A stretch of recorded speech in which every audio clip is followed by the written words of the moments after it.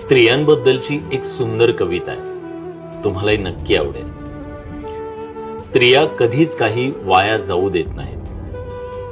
त्या सजवतात, सांभाळून ठेवतात, झाकून ठेवतात, बांधून ठेवतात आशेच्या शेवटच्या किरणापर्यंत. कधी ठिगळ घालून, कधी टाका घालून, कधी ऊन दाखवून, कधी हवेला सुकवून, कधी कापून, कधी तोडून, तर कधी जोडून.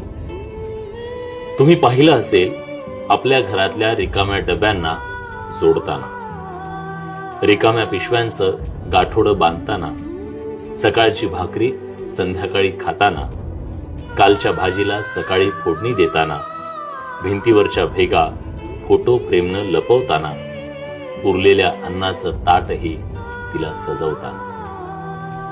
फाटलेले कपडे असो, तुटलेलं बटन असो, बुरशी लागलेलं लोणचं असो, नरम पडलेले पापड असो, गळालेलं फळ असो, सुकलेली भाजी असो, की मग त्रास देणारं नातं असो, जपावं कसं आणि सांभाळावं कसं हे तिच्याकडून शिका.